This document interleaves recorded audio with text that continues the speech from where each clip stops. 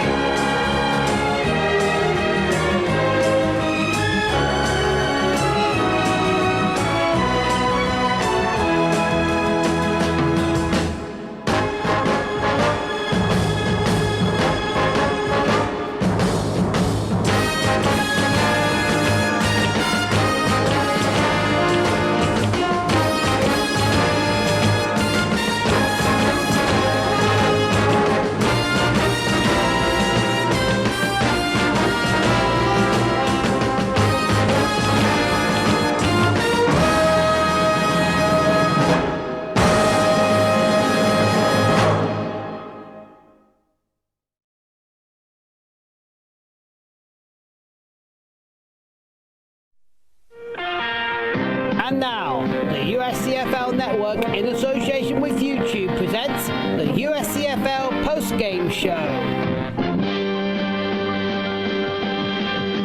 Here's once again is Robbie Graham.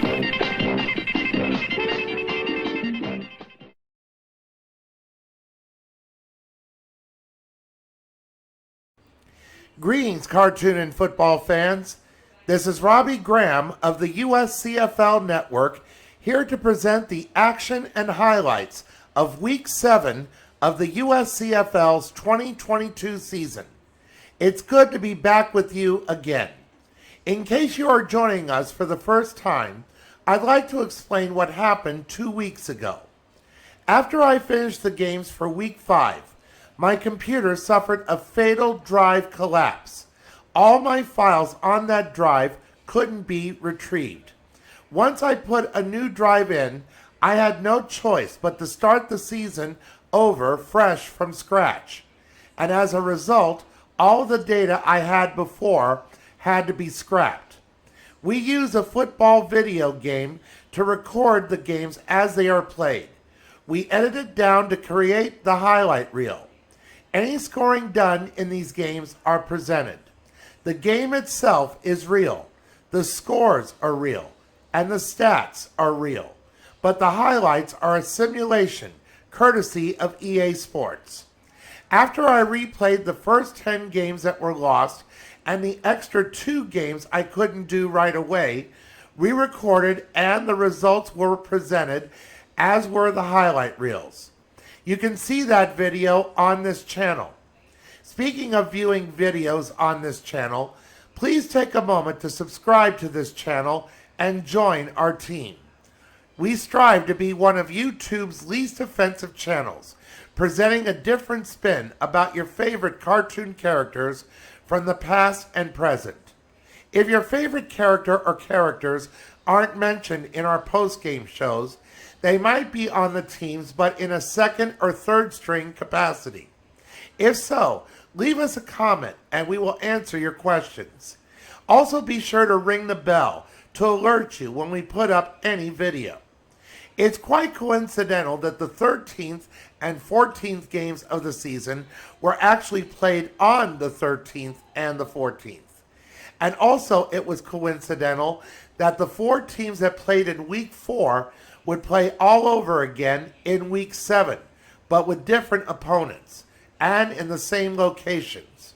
We'll explain it further. After a brief pause, we will talk about and present the highlights of Game 13 between the Fox All-Stars and the Jim Henson All-Stars from Denver.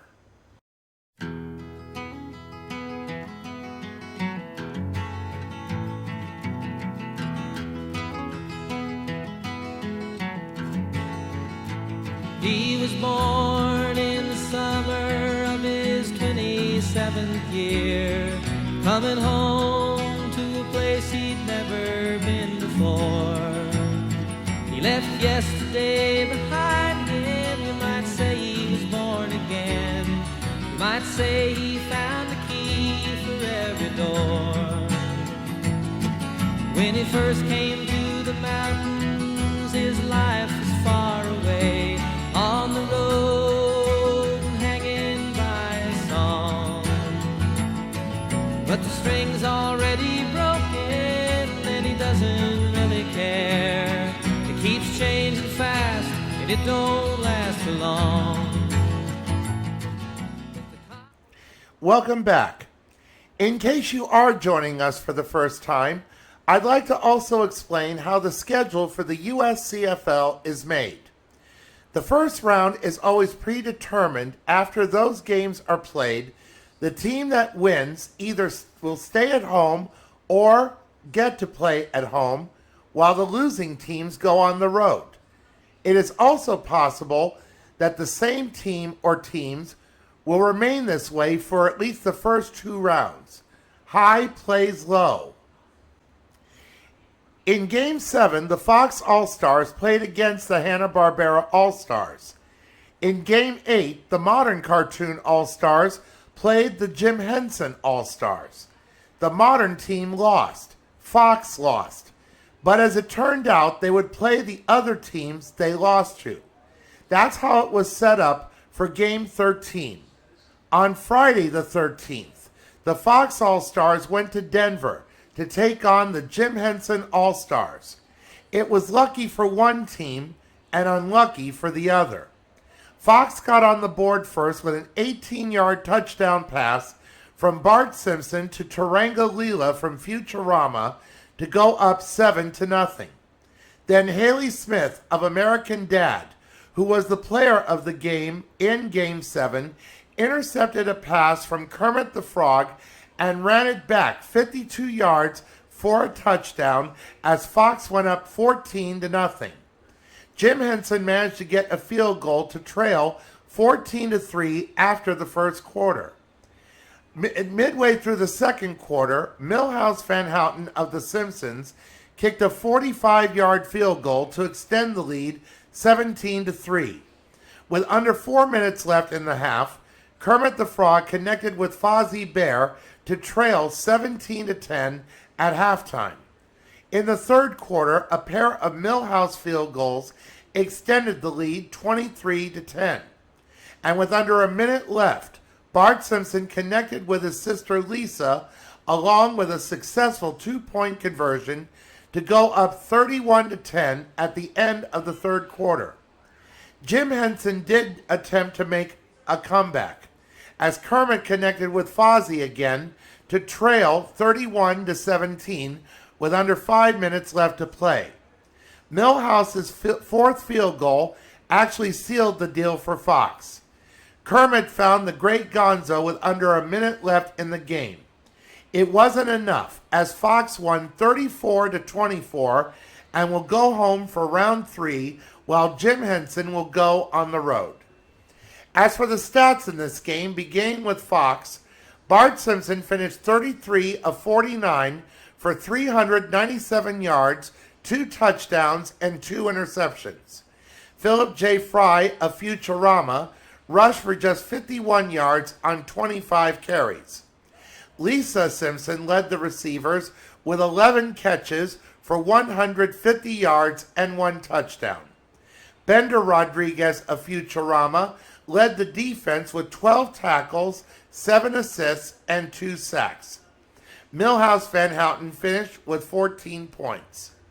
For Jim Henson, Kermit the Frog finished 25 of 41 for 279 yards, 3 touchdowns, and 1 interception. He also rushed for 109 yards on 11 carries.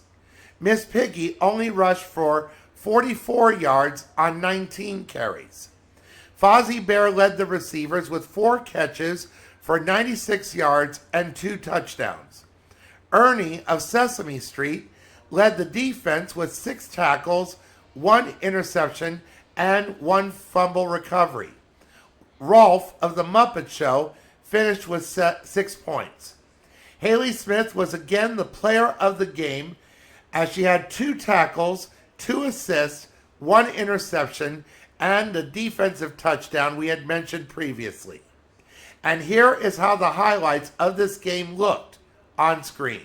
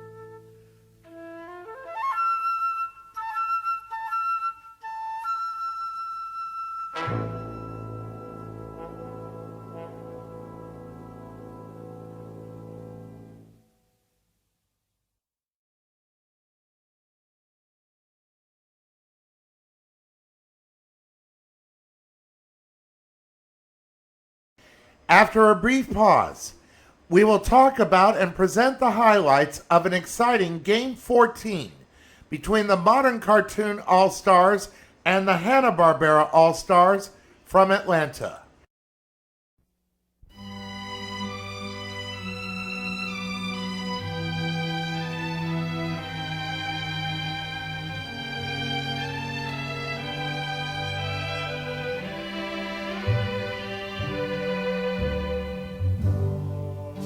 Georgia,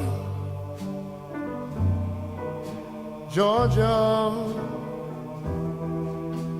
the whole day through, just an old sweet song keeps Georgia on my mind. Georgia on my mind. I said, Georgia, Georgia, a song of you. Welcome back. It was an exciting game in Atlanta last night. The Modern Cartoon All-Stars looked to turn their season around against the Hanna-Barbera All-Stars. The modern team, as we like to call them, features characters from 1990 to the present, and that weren't made by Disney, Warner Brothers, or Hanna-Barbera, and are the only team in the league that features characters from both Western animation and Japanese anime. Like with Fox, the modern team took an early 10-0 lead thanks to a 20-yard touchdown pass from Sonic the Hedgehog to Guy of Captain Planet and a Sailor Moon field goal. But Hanna-Barbera pulled within 3 with a 47-yard touchdown pass from Daphne Blake to Haji of Johnny Quest to trail 10-7 at the end of the first quarter. Sailor Moon's second field goal extended the lead 13-10 until Wilma Flintstone ran the ball in from 64 yards out as Hanna-Barbera led 14-13. Daphne's second touchdown pass to her castmates Shaggy Rogers put Hanna-Barbera up 21-13. With 32 seconds left in the first half, Sailor Moon's castmate Sailor Jupiter intercepted a Daphne pass from 55 yards out for a touchdown and trailed 21-20 at halftime. In the third quarter, Sailor Moon and Vanity Smurf provide the only points scored, but Sailor Moon's third and fourth field goals put the modern team up 26-24 at the end of the third quarter. With 8 minutes left in the game, Sonic the Hedgehog found Wheeler from Captain Planet to go up 33-24. Sailor Moon's fifth field goal put the modern team up 36-24. With under 4 minutes left, Daphne threw her third touchdown pass to Melody Jones from Josie and the Pussycats to trail 36-31. The modern team held on to win 36-31 and will go home for round 3, while Hanna-Barbera will go on the road. As for the stats in this game, beginning with the modern team, Sonic the Hedgehog finished 31 of 46 for 445 yards, 2 touchdowns, and 1 interception. Kyle Broflovsky from South Park rushed for 109 yards on 30 carries. Wheeler was the top receiver with 9 catches for 132 yards and 1 touchdown. Jesse of the Pokemon series led the receivers with 5 tackles, 2 assists, and 1 forced fumble. Sailor Moon finished with 18 points. For Hanna-Barbera, Daphne Blake finished 23 of 44 for 337 yards, 3 touchdowns, and 1 interception. Wilma Flintstone rushed for 180 yards on 31 carries and 1 touchdown. Shaggy led the receivers with 4 catches for 84 yards and 1 touchdown. Quick Draw McGraw led the defense with 6 tackles and 3 assists. Vanity Smurf finished with 7 points. Sailor Jupiter was the player of the game with 2 tackles, 2 assists, 1 interception, 1 fumble recovery, and the pick 6 she had in the second quarter. And here is how the highlights of this exciting game looked on screen.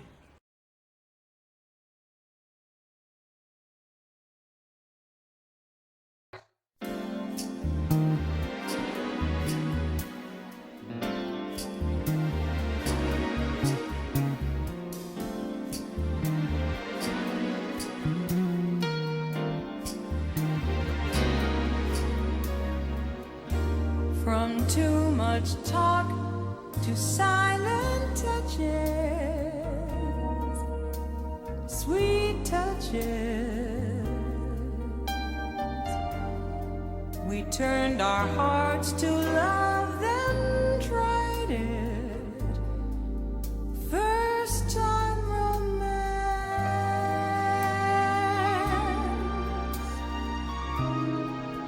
There in the quiet,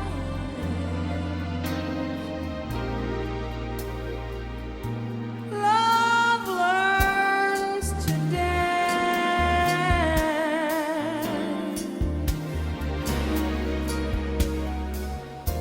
We loved, we slept, we left the lights on.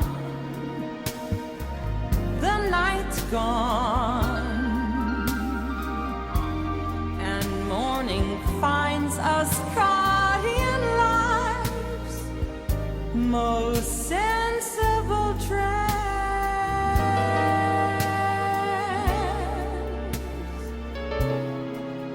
Turn up the choir.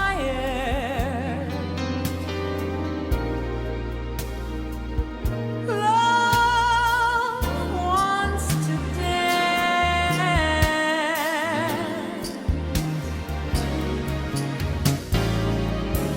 Old souls find new life in hearts that are listening like ours,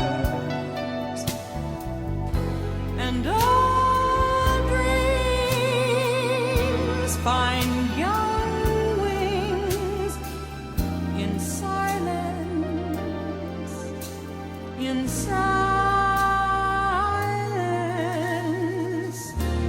From too much talk to loving touches, love touches. When pure emotion takes the moment, we take the chance.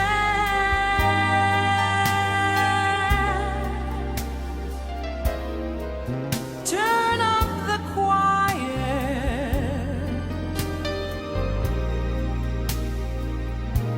Love wants to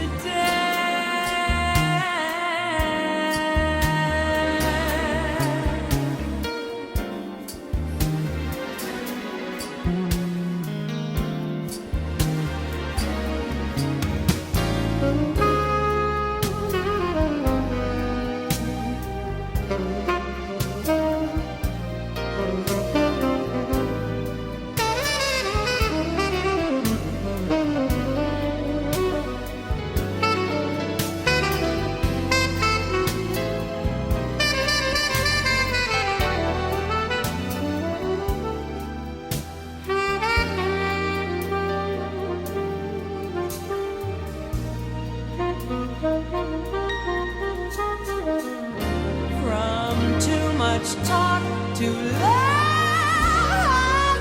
touches, love touches. When pure emotion takes the moment, we take the chance.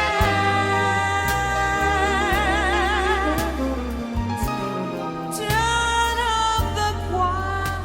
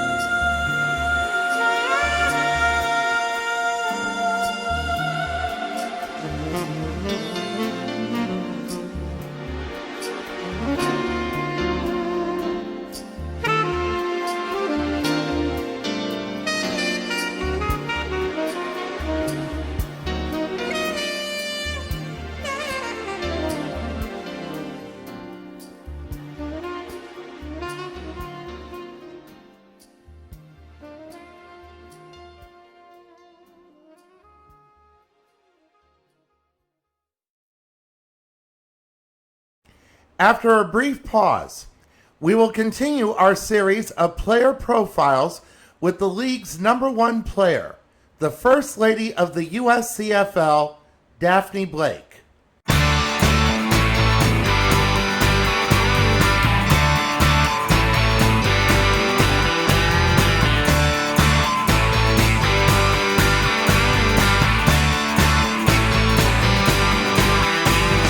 There's a girl you'll fall in love with sooner or later, and there is not a boy I know who wouldn't want to date her. She is the epitome of everything that's groovy. How I'd like to take her to see a drive-in movie. Oh, Daphne Blake, sweeter than a milkshake. She's the icing on the cake. I wanna see. Welcome back. Scooby-Doo has been around since the days of Woodstock, the Apollo moon landing, and the Vietnam War. He and the rest of Mystery Inc. has been seen by 3 generations of children. But no matter which character you like, the one that seems to get the most love is Daphne Blake. For this week's player profile, we will talk about the girl known as Danger-Prone Daphne to everyone and the First Lady of the USCFL here on this channel. And now, here is Daphne's character profile and characterization. The Daphne character was inspired by the sophisticated teen character Thalia Menninger, as played by Tuesday Weld, from the late 1950s to the early 1960s American sitcom The Many Loves of Dobie Gillis. According to Scooby-Doo behind the scenes, Daphne wanted to be both a supermodel and a detective even as a child, the latter of which disappointed her parents.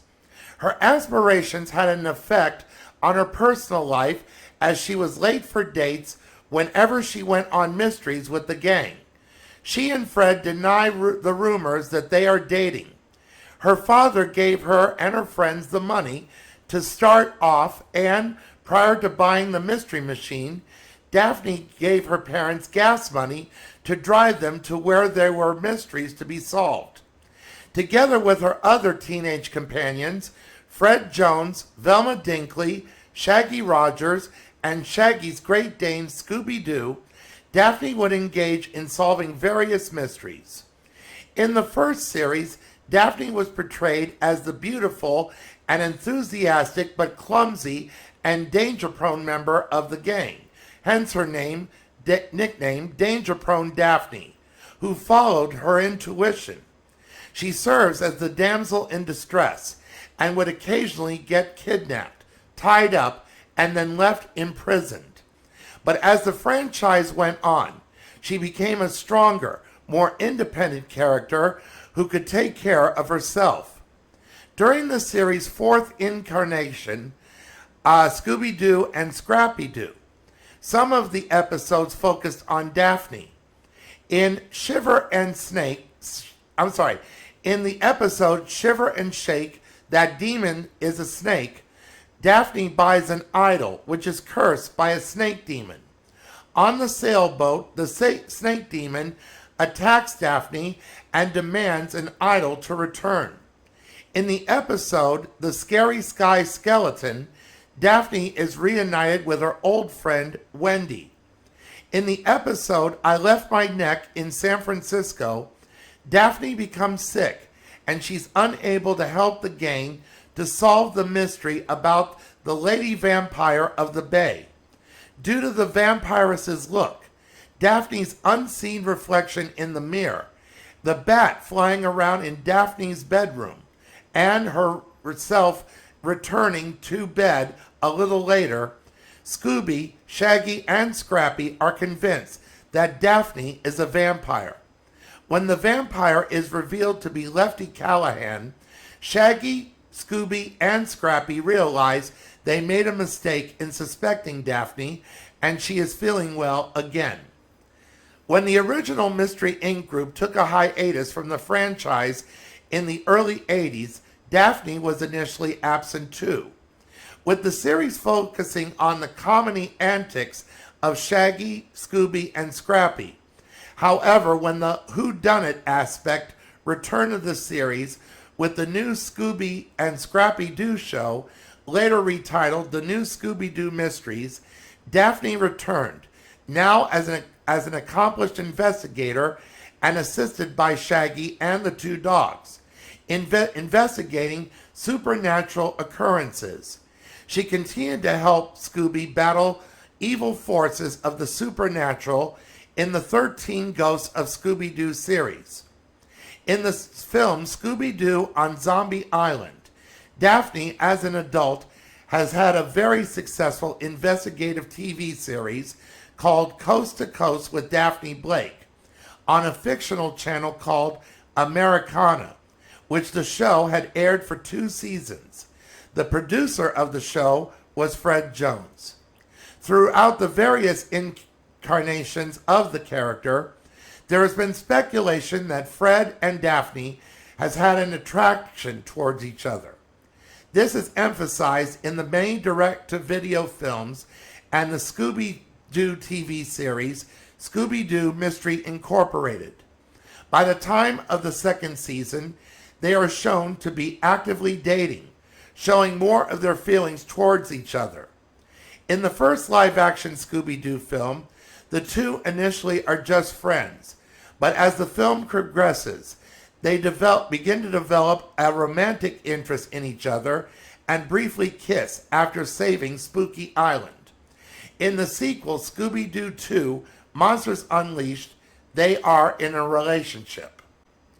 But no matter what Daphne has done in the past, no matter what role she has taken, and no matter what she does to get a mystery solved, Daphne is now one of the most revered characters in the gang, only behind Shaggy and Scooby. But in the USCFL, she is the league's #1 player. As a charter member of the USCFL, and when Scooby-Doo joined the league to start off the league in 1981, Daphne became the first ever female quarterback. No other female football player, past or present, can hold this distinction. Since 1981, Daphne has taken Scooby-Doo, or the Hanna-Barbera All-Stars, to more than 8 USCFL title games, winning 5 of them, and being the player of the game 4 times. She is the first player in the league to pass for more than 100,000 yards. She is the first player to reach that milestone first. And she has also held many other personal and team records. Daphne is by far the league's #1 player, period. She has also served as the president of the USCFL's Players Association 3 times and is currently holding that position now. Initially, she wore the number 13 because of her bad luck. But again, as time went on, as her character changed, her number was changed to 7. For now, she has been proven to be good luck. And instead of her friends telling her, and now other characters in the league can now say that now infamous saying, danger-prone Daphne did it again. The following video is a brand new video with brand new footage of Daphne, and is the 4th video to feature her in our USCFL TV music series. And you will see her in various clips from either the TV show or any of the many direct TV movies we have in our vast library of animated shows and movies.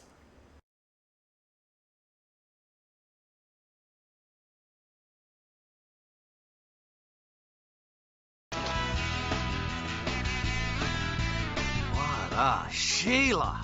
I'll say, mate.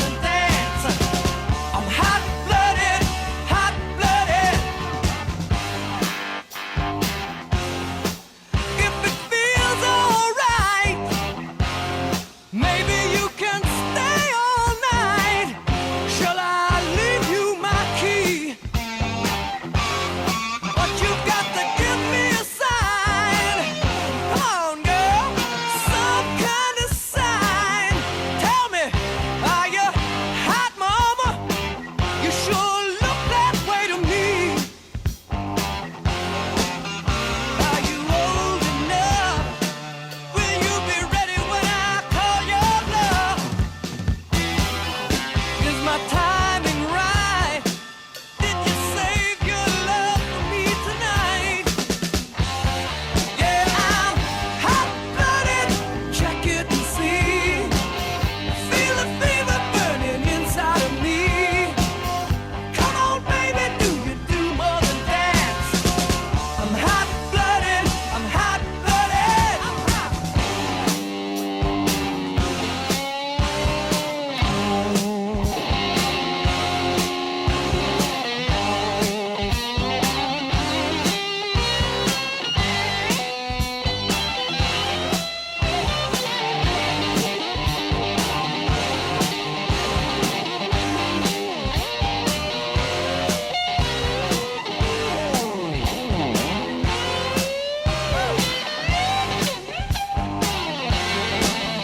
Now it's up to you. Can we make a secret rendezvous? Before we do, you'll have to get away from you know who. Well, I'm hot-blooded, check it and see. Got a fever of 103. Come on, baby, do you do more than dance? I'm hot-blooded, I'm hot-blooded. Hot-blooded, every night. Hot-blooded, you're looking so tight. Hot-blooded, now you're driving me wild. Hot-blooded, I'm so hot for you, child. Hot-blooded, I'm a little bit high. Hot-blooded, you're a little bit shy. You're making me sing for your sweet, sweet thing. Or will he remain as elusive as the Loch Ness Monster or the perfect boyfriend? This is Daphne Blake in Veracruz reporting. Back to you, Velma. And cut. Back to you.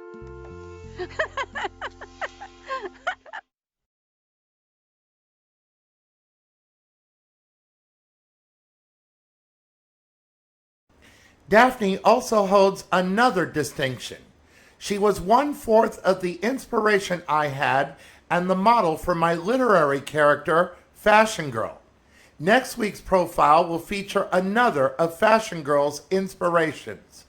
After one final pause, we'll reveal the answer to the last trivia question we asked in week 4, a new question for this week, and a preview of next week's games.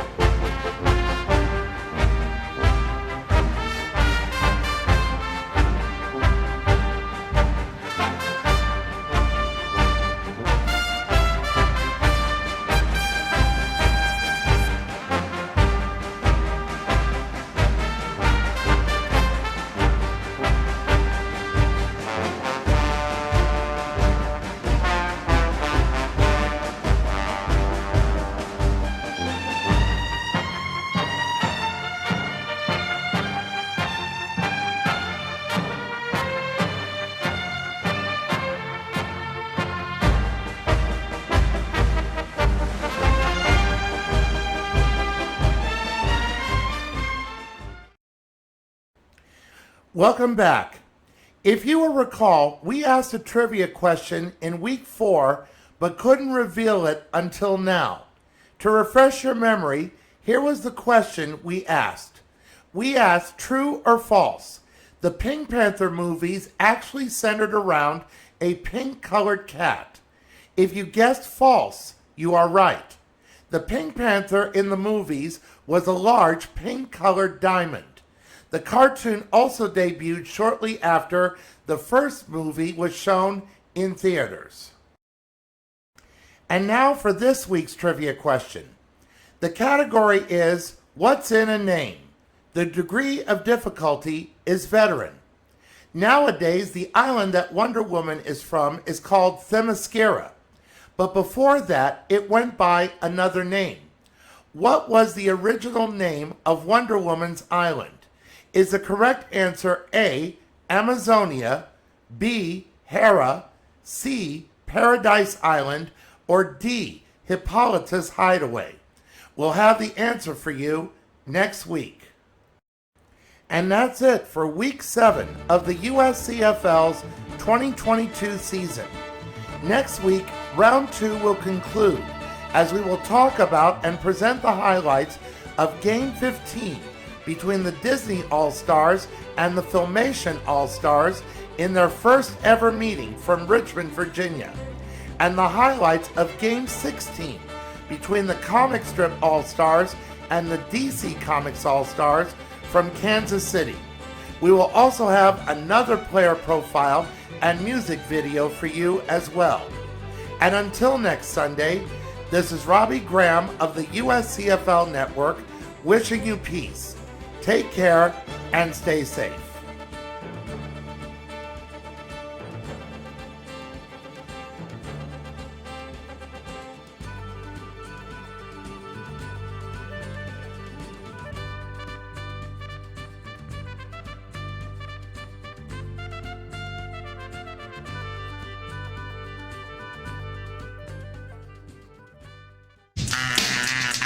All the characters and franchises mentioned throughout this webcast remains the copyright of their respective owners. They were used for the purpose of entertainment and or education, and therefore no breach of any copyright laws were intended. This webcast is protected under copyright and must not be rewritten, re-recorded, rebroadcast or re-uploaded in whole or in part without the prior written consent of First and 10 Productions, the American Association of Animation, and the United States Cartoon Football League. Copyright 2022.